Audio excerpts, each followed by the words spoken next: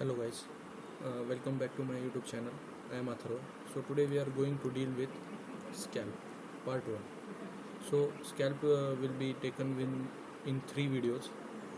तो हम 3 वीडियोज़ में इसे पूरा कंप्लीट कर लेंगे. तो पहली वीडियो में हम स्कैल्प के बारे में पढ़ते हैं. सो स्कैल्प क्या है? स्कैल्प एक सॉफ्ट टिश्यू है जो कि वॉल्ट ऑफ स्कल को कवर करती है, जो कि स्कल को कवर करती है. सो स्कैल्प के जो एक्सटेंट है वो है anteriorly supraorbital margin, posteriorly superior nuchal line और लैटरल साइड्स के लिए सुपीरियर टेम्पोरल ब्रेन. यहाँ पे आप डायग्राम में मैं आपको दिखाता हूँ.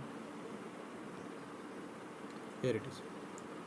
ये जो स्काल्प है, anteriorly superior ciliary arch which means superior front side which is anterior side. तो लैटरली यहाँ पे सुपीरियर टेम्पोरल लाइन है और पोस्टीरियरली यहाँ पे सुपीरियर नकल लाइन है. So this are the extents of scalp.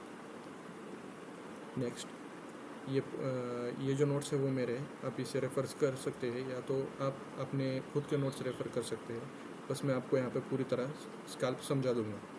सो यहाँ पे एक ट्रिक होती है. स्काल्प के अंदर हमारे पास 5 लेयर्स होते हैं. सबसे पहला एक लेयर होता है जिसका नाम होता है skin, connective tissue, aponeurosis muscle, loose areolar tissue, पेरिक्रेनियम.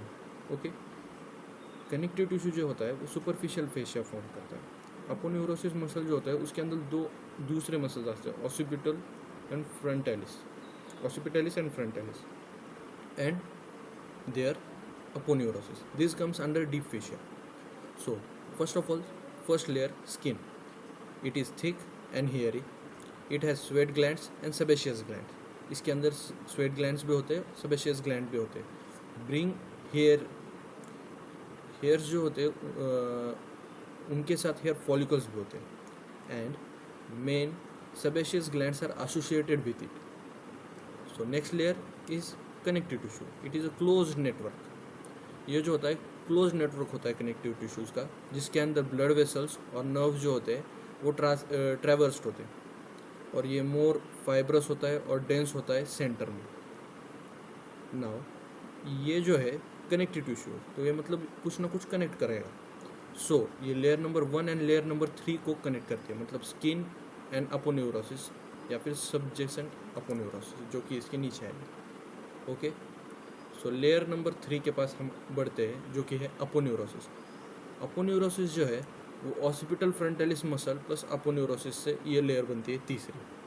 विच इसका मतलब ऑसिपिटल फ्रंटालिस जो मसल है उसके अंदर 2 बेलीज होती है, ऑसिपिटलिस एंड फ्रंटालिस. 2 बेली मसल होता है ये ऑसिपिटलिस एंड फ्रंटालिस, जो कि इंसर्टेड होते हैं इपिक्रेनियम अपोन्यूरोसिस में, जो कि अपोन्यूरोसिस के थ्रू कनेक्टेड होते हैं. सो ऑसिपिटलिस के बारे में अगर हम बात करें तो वो स्मॉल एंड सेपरेट होता है.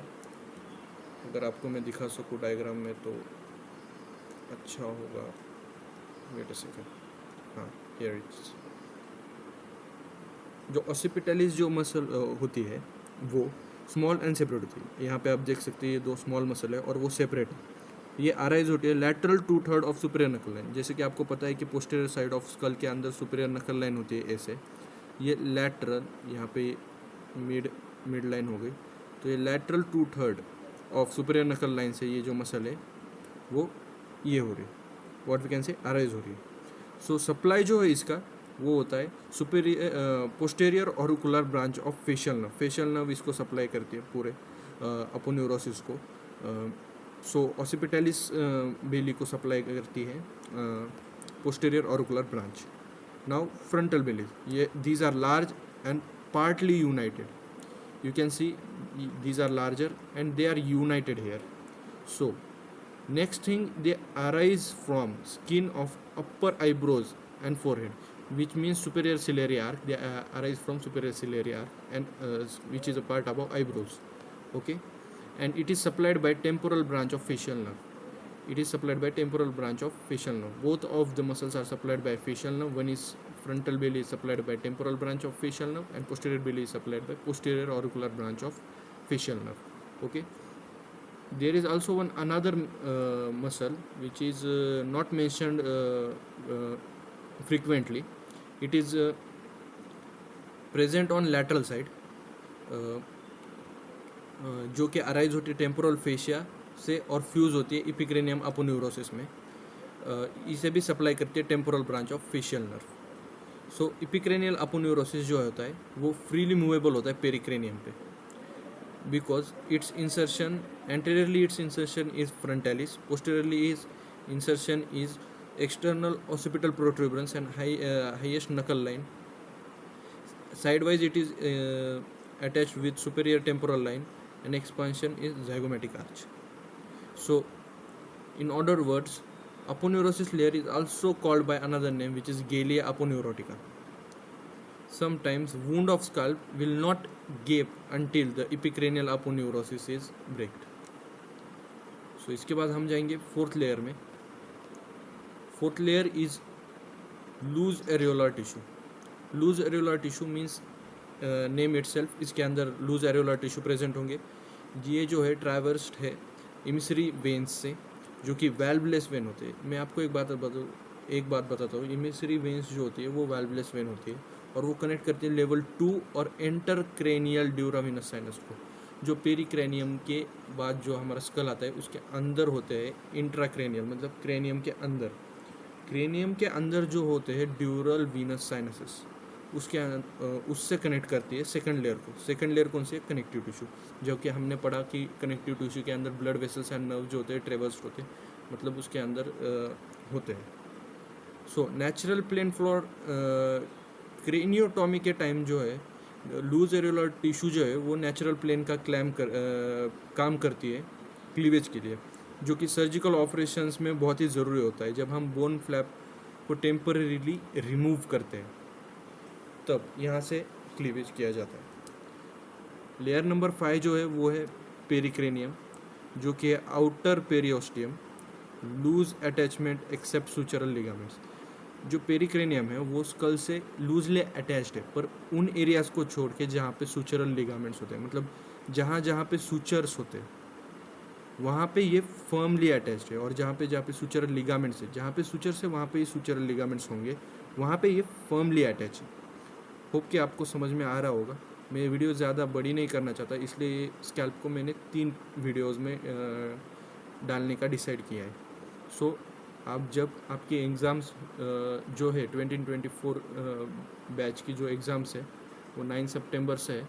सो मैं ट्राई करूँगा कि मेरे भी एग्ज़ाम्स है, क्योंकि मैं भी यही एग्ज़ाम्स देने वाला हूँ, पर मैं ट्राई करूँगा कि आपको ज़्यादा से ज़्यादा टॉपिक्स कवर कर लूँ या फिर आपके साथ study with me sessions arrange कर पाऊँ. सो इट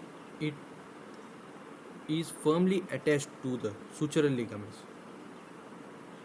ओके, तो यहाँ पे होगी लेयर 5. यहाँ पे आप डायग्राम देख सकते हो. अगर ये डायग्राम समझ में नहीं आ रही है तो मैंने आपके लिए वहाँ पे डायग्राम अलग से बनाई है. सो एक्शंस ऑफ बेलीज के लिए मैं यहाँ पे मेंशन करना चाहूँगा वो है alternate contraction of frontal and occipital bellies move scalp forward and backward. जब अल्टरनेट कॉन्ट्रैक्शन होते हैं फ्रंटल और ऑसिपिटल बेलीज के, तो स्कैल्प जो है वो आगे और पीछे मूव होता है. जब आप अपनी आईब्रोज राइज करते हो सरप्राइज होने को, तब ये मसल्स काम करती है. या फिर जब आप अपने फोरहेड पे जब व्रिंकल्स देखते हो टेंशन के, जब आपको टेंशन आता है तब आपके फोरहेड्स पे व्रिंकल्स आते हैं, वो किसके वजह से आते हैं? इन मसल्स की वजह से आते हैं. Frontal belly, occipital belly of front occipito frontalis. So here it is all introduction यहाँ पे हो चुका है. नर्व सप्लाई, ब्लड सप्लाई की बात हम नेक्स्ट वीडियो में करेंगे. और उससे पहले मैं आपको एक शॉर्ट में ये डायग्राम समझा दूंगा. ये आपको डायग्राम निकालनी है एग्ज़ाम में. So first layer is skin, then is connective tissue, then in connective tissue you can see all this. Up to here it is skin, you can see hair follicles. Okay, this is connective tissue where blood vessels and nerve supply is traversed. This is aponeurotic layer, this is loose areolar tissue, and this is pericranium, this is skull, and this is the intracranial dural venous sinuses which I was talking about, and these are emissary veins. This is intracranial means ये cranial के अंदर है और ये connect कर रहे हैं किससे? ये देखो, ये कौन सी लेयर है? Connective tissue means second layer. That is what मैं बात कर रहा था कि ये सेकंड लेयर से कनेक्ट करवाते हैं. So that is all for first video. Next video में हम बात करते हैं nerve supply, blood supply and venous drainage of scalp की. Thank you for listening. And please like and subscribe my channel Medicine with Atharva. I will give you more educational related content.